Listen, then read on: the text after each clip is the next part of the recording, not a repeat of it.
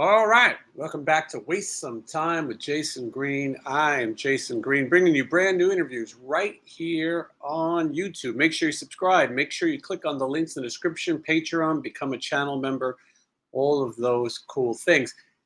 We've got an interesting guest today, and I ran into him at an airport in Key West, Florida. He was playing with the band Tesla. And I knew about him because I had interviewed George Lynch and Robert Mason, who had a band called The End Machine, and they told me, and the original drummer of that band was Wild Mick Brown, and then they told me, oh well, on this next record we're going to use his brother, and George made the joke, Mild Steve Brown. I think George later apologized for that joke and said that he probably should have said it, but. I said, you guys got to be kidding. You mean there's Mick Brown has a brother? I really thought this was a George Lynch put on that he is sometimes known for. But no, Mick definitely has a younger brother. He's far from mild if you've seen him play.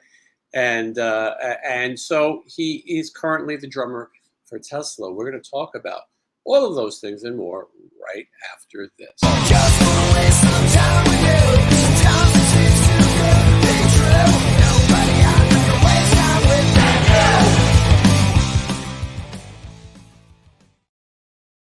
All right, let's welcome Steve Brown. Howdy. How are you, Steve? Hey, you know what's really funny that I was going to tell you about us meeting in Key West was that I had no idea that you were there, and I was telling Scott Coogan about the joke that you had made to George Lynch about calling me Mild Steve Brown, and you said George Lynch is not Dr. Seuss. And it was great because you were standing right there and I had no idea. And then we met and I didn't think about it until later. I go, God, I was just talking about Jason Green right in front of him. That's funny. It's funny how these, especially this rock circle, how we all run into each other at different times. So I want to talk a little bit about your family. Today is your mother's 90th birthday. Yes, it is. Yes, and I'm actually at their house. Nice. Yeah, that's definitely a milestone. And how many Browns are there in the family? Well, there's three brothers, myself, of course, and we have a middle brother, Bob, and he lives here, in the mountains near Lake Tahoe, and then Mick. And they're both older. I was the oops, so to speak. Mick is 14 years older than I am, and our brother Bob is 10 years older than I am. So, when we heard that you know Mick was your older brother, we didn't realize that there was such a difference in ages between you. As you said, 14 years. We were thinking to ourselves, maybe Mick is 107. Like we didn't expect such a difference in age. Does your third brother play drums? No, he does not. He was more the musical stereo guy. He was the one that turned me on to all the cool like prog rock bands and stuff, like Rush and Emerson, Lake and Palmer, and the Dixie Dregs and all that stuff. So that was where his influence came from. Yeah, so he a little bit different maybe. But so you're growing up in a house with Mick, as you said, 14 years older. He's already playing drums by the time you can remember, obviously. Right. Yeah. Well, I mean, he and George Lynch, met up in Northern California where we lived, and by the time he was out of the house, I was 4. So I mean, he graduated high school.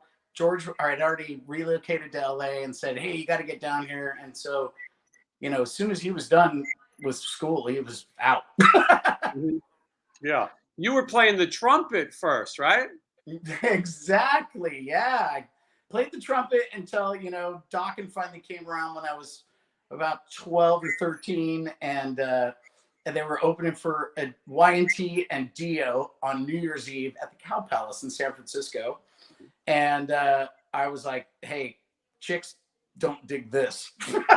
It's out. Never saw the light of day again. And is that when you started to pick up drums? Yeah, it was about a couple of years later. I think I finally got around to figuring out. There were some drums at school, and I kind of sat down and just kind of naturally started playing. Actually, I started playing left-handed, and that seemed to be the most comfortable thing to me until Mick came home about 6 months later and was like, "Why are your drums set up backwards, Steve?"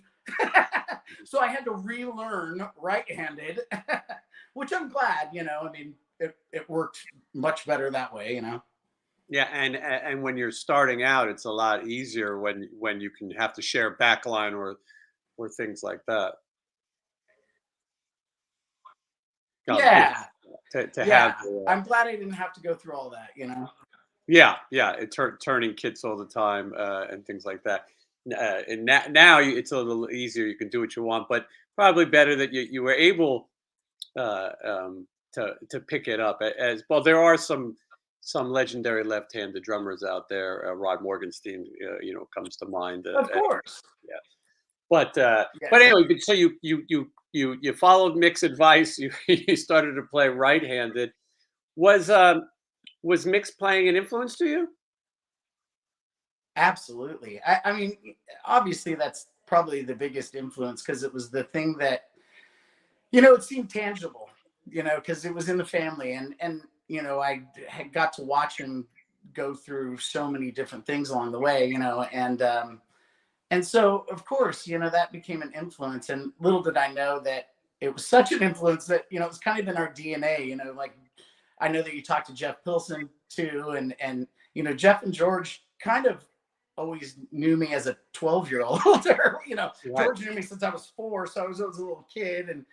And but Mick's influence on me was huge. And little did I find out later, Jeff was like, God, it's just like playing with Mick. And that was kind of a really cool thing. It's like, okay, well, you at least something happened, right? Well, well, and George says it too. They say George has gone as far as saying that he sometimes felt like he was talking to Mick, that he was in a room with a younger Mick. I think it's the older that we get. I was just telling my dad earlier, the Brown family is we're morphing into, the cavemen, the monkeys to the cavemen to the thing, but we're doing it in reverse. Like Mick's turning into our dad, I'm turning into Mick. It's just Mhm. like this weird cycle that we're all in. And yeah, I mean, George, when we were doing the End Machine record, he was just laughing hysterically because it's like, God, it felt like he was here in the room with us, and then the playing happened, and then they laughed even more, and Mhm. so it is a funny thing. The DNA is a funny, interesting thing, because it's not like I set out to play just like him or anything. It just, I mean, I didn't sit around and learn Dokken songs on drums forever or anything. But when I would see him, it would be a certain kind of influence that I guess I just hung on to unconsciously. But, you know, We talk about End Machine. For those who don't know, I'm showing a picture now. nice. From left to right: George Lynch, Robert Mason, Jeff Pilson, and yourself. And so this would be the second End Machine record, and your brother Mick played on the first one. And essentially, that was Dokken with Robert Mason singing, and a lot of people really enjoyed these records. I did. Yeah. Well, I know I himself don't you know if too. anyone else did. I did. I had a blast. Yeah, Um, a great well, yeah, response. it was an interesting thing, that we were right in the middle of COVID.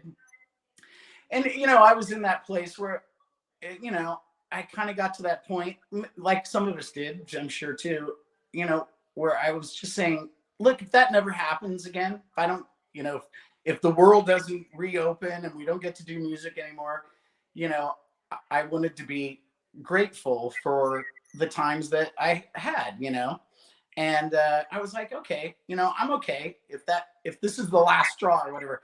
And literally the next morning, I look at my phone and it says, maybe George Lynch. And I was like, wow, what's he calling me for? So, I mean, that's kind of how it came together. And then, I went down to Jeff's and spent a couple of days and did background vocals. And we had an absolute blast. But again, it was in the middle of COVID, and George was a little worried about that. So we met outside in Jeff's driveway with George peeking out of his car like, and so it wasn't the fun.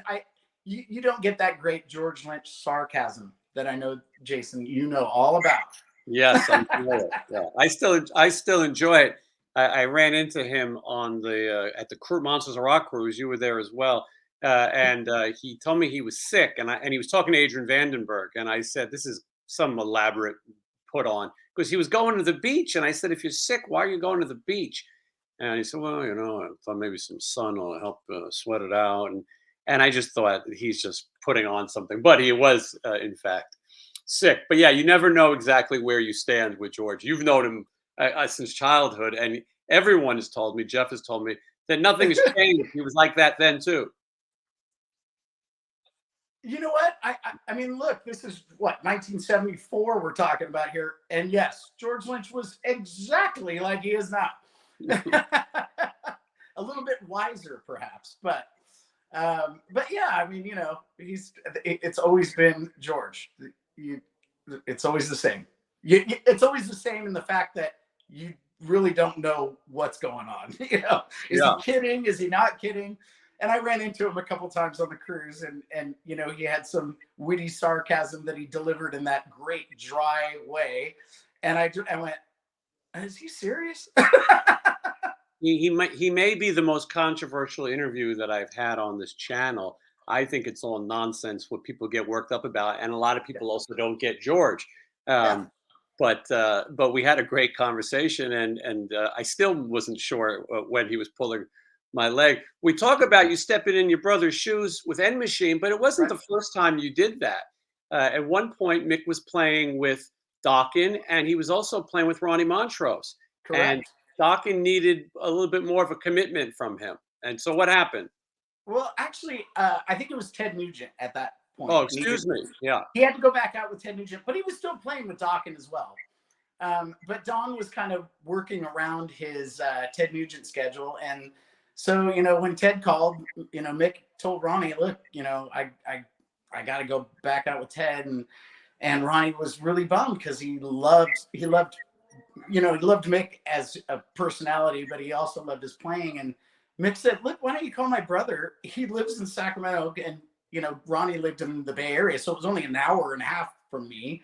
And and Ronnie was like, you know, like everyone, "Oh, I didn't know you had a brother." And he goes, "Yeah," and he plays pretty much just like me. So why don't you call him? So I called him, and Ronnie and I had this funny conversation, and all Ronnie said to me was, "Yep, you're a Brown. I'll see you in 2 weeks." Mhm.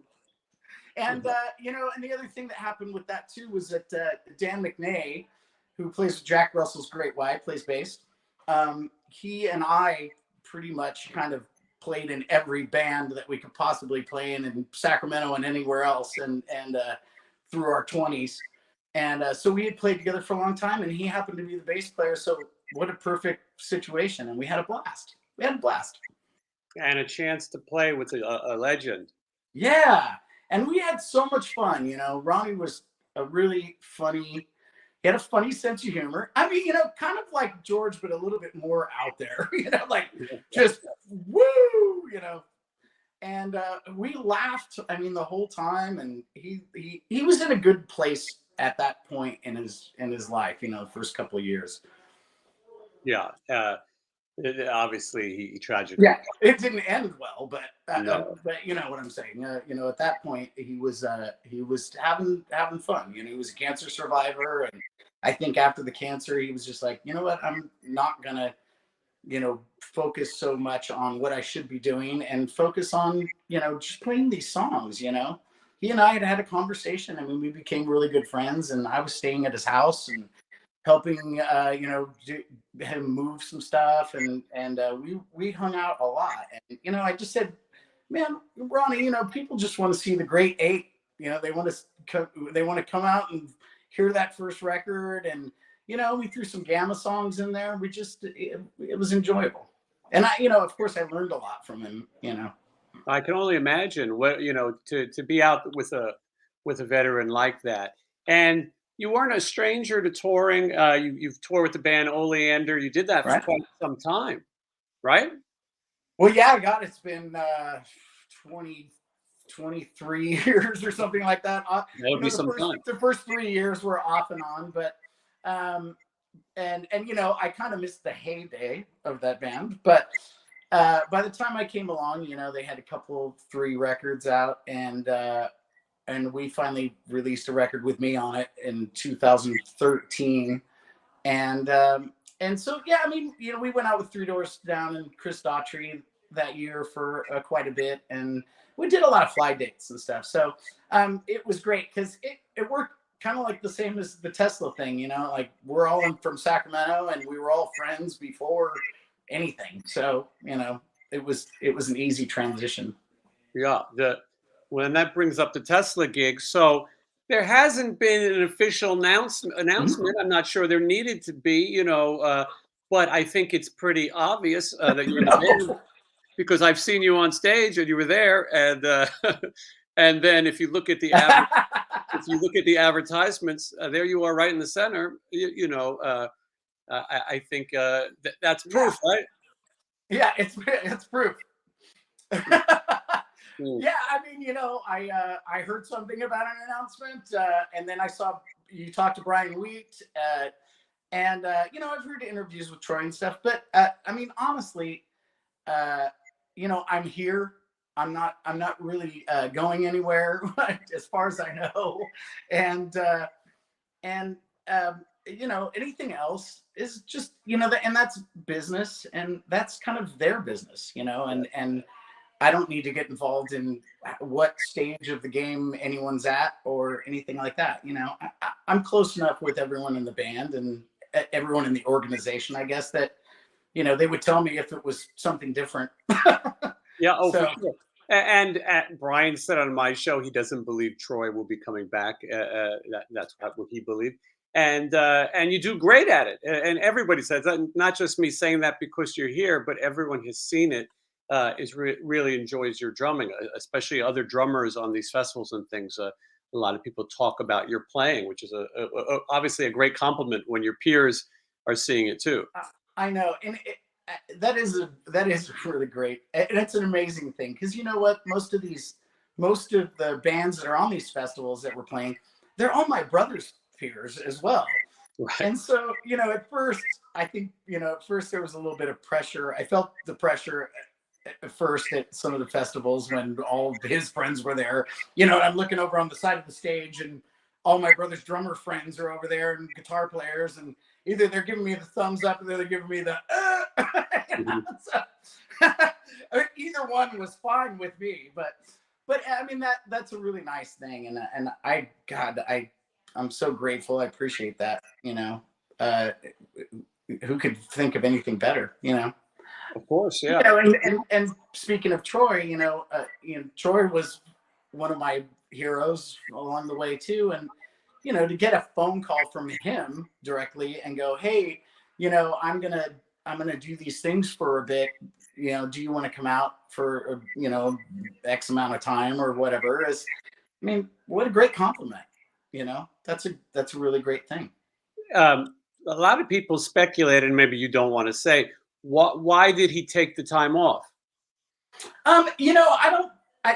And honestly, I don't really know. We didn't have that conversation. I couldn't say what what's inside of him or what he was thinking or where his head's at or anything like that. So, I mean, I really don't know. I mean, I did appreciate the phone conversations that we had, and everyone that knows Troy, he's a sweetheart of a guy, and he's great, and um, we had some long conversations, and mainly about playing and funny drummer stuff, and he had asked if I wanted him to come to Sacramento and we could sit down together and go over parts, and yeah, I just told him the timing didn't work out. I had another show with another band that I was playing in, and he actually showed up that night just to hang out in person. And I was like,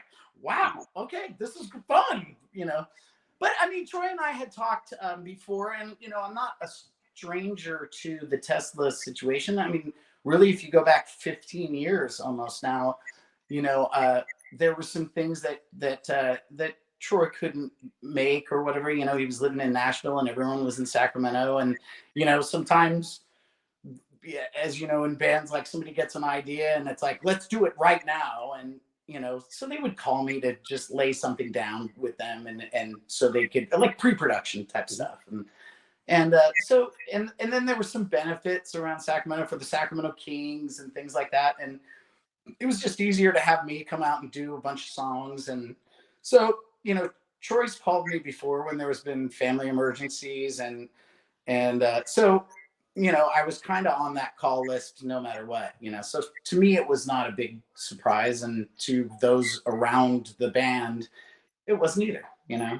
Yeah, and well, for also what a great endorsement. You know, the guy who's in the band wants you to be the guy to do it. That's a great one. And you played with Frank Hannon as well Yeah, on his solo stuff, right? absolutely. I've played with Frank Hanna on his solo stuff, and you know, Brian Wheat had the studio in Sacramento, and you know, he would call me all the time to, you know, he'd have a band in, either they wouldn't have a drummer or the drummer wasn't cutting it, you know, the usual stuff. And he would call me, and I'd come in and, you know, do the stuff and leave.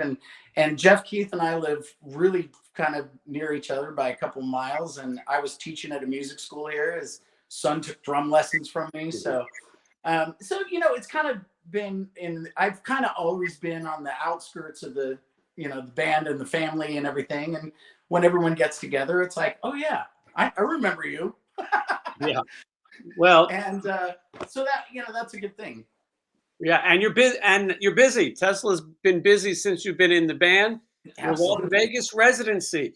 A lot of people didn't think it would work. A lot of people said, "How does Tesla think they can do a residency in places where Lady Gaga and Elton John and Bruno Mars do?" It was a newer thing. Yes, we've had some rock ones here, you know, Right. Motley Crue, Guns N' Roses, but Tesla was a different type of thing, and the response was huge, overwhelming. Yeah, Shows sold out, sold out every night. and you're doing it again. Absolutely. Yeah. So, And and I think by it's the way, great. Jason, where were you? I was on the road. I told Brian. Yeah, Brian said you got to come to the show, and I was ready. I said I'm going to come to every show and hear every set list, and then I was on the road. But fortunately, I get a chance to do it again with you guys in September, I believe. Right? Yeah, absolutely. I think it's starts. As does it start in September and end in October, or I think it goes from September into October. I believe. into October? Yeah, yeah. Yeah. And So it's the so, end of 28th and 29th, I think, is September, and then it goes into October. yeah. Did you enjoy doing that?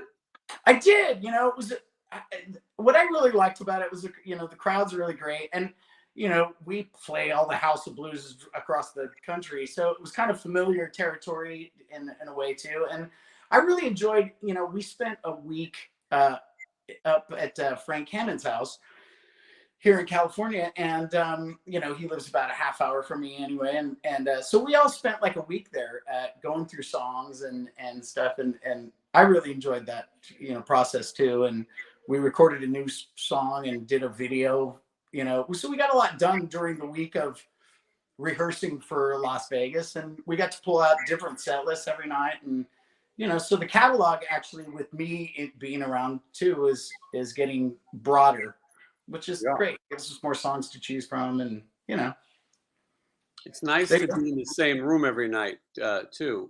Yeah. Sleeping wise and performing wise. Yes. Well, I know, and then there's like a 3-day gap in there of just like vacation. You know, it's like woo. Yeah, your brother would have been able to get in a lot of trouble in that time. Yes, my brother and Las Vegas are a very notorious pair together. Mhm. I've got to ask you, since we're talking Yeah. about it, your brother has a lot of infamous rock and roll stories, from being found sleeping on top of a hotel in a satellite dish. Thanks, Robert Mason, for that one. Yeah, Robert Mason put that one out. Or the famous driving the golf cart and getting a DUI, I believe, for driving a Yep. golf cart. What is the craziest one you've ever heard? Uh, well, it's funny. I hear stories from people all the time, and you know, the ones I love the most are the ones that where I was actually there for it, Mhm. and they tell the story, and it's so messed up, and it's so blown out of proportion, and there was a front of house guy that came and told me this nutty story, and it was. I wouldn't have believed it if I wasn't there anyway either. But I looked at him and I go, it didn't happen that way. I was there, remember? And he was like, oh. um, but I don't know. I like to hear this. Again, he toured for, so long and everything. And we would only see him when he either came through town to play and we'd see him for 15 minutes, or we'd see him like, the first 3 or 4 Dokken records. He didn't have a house or a place to stay. He would come home. Mhm. And then he would stay in a hotel until the record was done, and then he hit the road again. So I like to hear the stories now because it's kind of a kid and I didn't see that much. I did go out with Dokken on my 16th birthday for a week or two, and these are the things. Now this is bad for me because these are the things that George and Jeff remember the most. Mhm. Is a drunken 16-year-old kid running around hitting on girls or something, Wee! And I'm like, oh, you guys gonna do some laundry? What is this? Is this laundry detergent in this bag? Or Mhm. and things like that. Yeah. But those were that was kind of an education, as it were, and Mick thought it was appropriate to if I was gonna play drums and this is what I wanted to do, then you need to see it firsthand and how it goes. And I did. It didn't deter you. You decided to continue with it. Yeah, Um, but is that- to be honest, I think a lot of the stories get blown out of proportion over the years, and of course, it gets told to this person and that person, and the telephone thing, and then the next thing you know, it's like Mick was wielding a sword and shooting a machine gun, and he was naked, and it's just like that didn't happen. your brother has definitely been turned into a cartoon character of sorts, and I Yes. think people all want to tell their own version. And yes, a lot of times stories, they get blown out of proportion. I can tell you though, working with the members of the band RATT, that any stories you hear are actually 10 times worse than the way they tell you. So sometimes it's the opposite. Well, Effect. over the years, I learned to read him a little bit and know whether the story was true when somebody was telling it to him.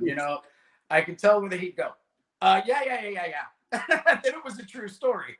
But otherwise, he'd listen to it and then he'd laugh, and that was it. And I go, okay, he's going to perpetuate the, let it go and let people tell the stories. And you know what? Good for him, because now he does. I mean, he could care less, really. Yeah, absolutely. Your brother is happily retired. From all accounts, the people in Arizona, he's happy. He's spending his days doing what he wants to do. And Yeah. and for people who wonder if he's really retired, you can confirm it. Yep. He doesn't even own a pair of drumsticks. Mhm. I mean, he sold all his drums to a guy in Oregon who's in a Dokken tribute band. So what a perfect place to sell those. Yeah. He after a couple of years of him being retired, I told my wife, I go, let's just go down there. So first of all, I didn't know where he lived. I'd never been to his place in Arizona that he lives now. And so we just, went down there and went, okay, hey, we're here. And he was in the best headspace I'd ever seen him. He was so happy, and there was no stress, and there's nothing, he just, and his life was really simple, and he lives by himself, and he rides his chopper down to the bar where he can go woo for an hour or two, and that's it. No all-nighters, no weird shit going on, just that's it. It's like, all right, nope, I gotta go, bye. And Mhm. goes home and plays video games and watches YouTube. Yeah. As you've said, it wasn't really the playing, it's the traveling. And for Right. anybody who travels the way that you travel or anyone else travels, there's a lot of getting on planes Mm. and a lot of connecting flights and a lot of delayed flights. And then you got cruises where the cruise is a lot of fun, but it's still a lot of days and at sea. And, Yes. um, Yes. And and yeah, I mean, it was just the traveling through, walking through airports, and then sitting and he's a lot bigger guy than I am, and he's a few inches taller, and I mean he's just bigger all the way around. I don't know how I got the little person syndrome, but but hey, what am I gonna do? But yeah, I mean, he just his joints and everything. I mean, come on, he played in band for 50 years, and or so, and that's got to take its toll after a while. and played hard. He wasn't playing soft jazz. I mean, your brother hit hard. Yes, yeah, and yeah, yeah, and when you get older, you get older, and the gym beam doesn't work anymore. Hmm. It gets to be like, hey, what am I going to do? And I think he really got to the point where it was frustrating him, and he was just like, I got to get out before something bad happens and he ends up in a wheelchair or something. It was just like, and he just he completely disconnected from it in a lot of ways, and that's the way he wanted it. He doesn't miss the, I thought, won't you miss the accolades and the things and the stuff? And he was like, no, I've gotten all of that and I'm good. And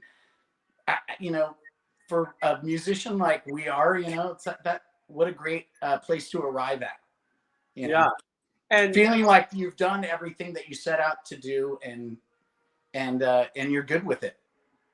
some people may stay at the party too long. Some people maybe who were even in bands with your brother. Maybe sometimes you want to get out while you're on top and enjoy Jason, life. what are you talking about? I don't know.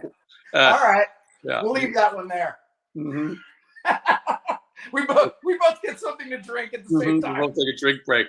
I don't think the person that I might be referring to watches YouTube, so I think we're okay. No, not unless his name comes up. So let's just not mention it. That's true. Yeah. Although I was wondering, had any of Mick's other bands approached you? Did Dokken ever ask you to play drums? Um, no, not really. Now George, as I'm sure you've heard that one too, is yeah, there is talk about a last Dokken record. What stage that's in, I have no idea. I mean, I heard about it 2 years ago, and George said, "Well, if Mick's not going to do it, Steve will do it," and I'm fine with that. But to be honest, I don't see them ever working out all of the details that have to go along with that for Jeff, George, and Don to get in a situation where they want to make another record. Yeah. But you never know, do you? I mean, No, anything could happen, and off advances as well. Advances as well could happen, and then all of a yeah. But sudden, I mean, if that happened, I mean, that would be awesome. I mean, that would be something that I would love. And Mick said he would be involved in some form, some way. As he joked, he was like, "Well, I'll come in and play some tambourine and do some singing, and we'll have some fun." And so I was like, "All right, great." But I mean, will that ever happen? Who knows? you never, yeah, you never say never. Yeah, you While can't. we're all alive, yeah. So okay, so Tesla is firing strong right now. Busy dates. People can go to Yeah. teslaband.com and take a look. Is that your main thing these days?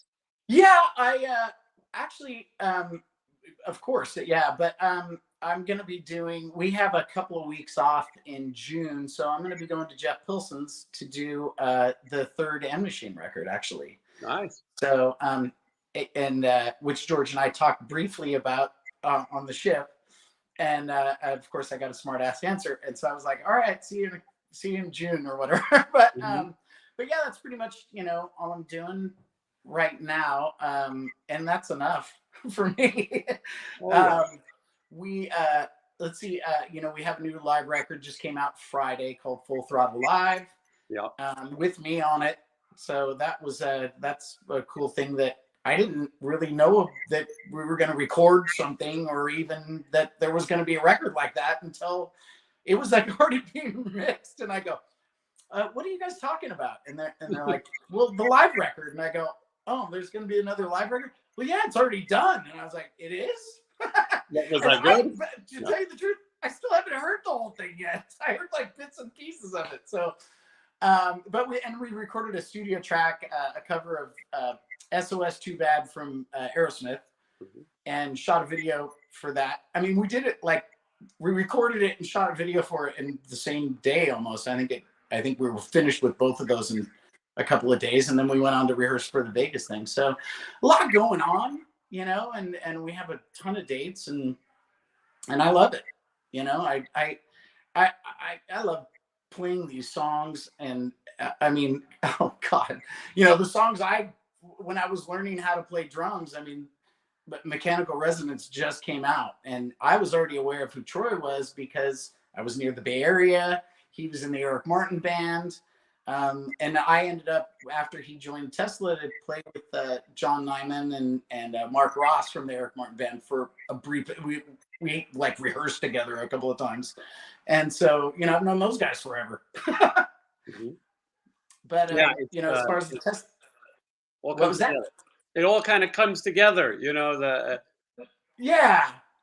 Somebody told me one time, if you stay in this business long enough, you get to play with everybody. And hasn't it been true? I just, you know, sometimes I just look around, you know, like my second Tesla gig was one of those humongous bike rallies in the East Coast. Where was that? Ocean City, Maryland.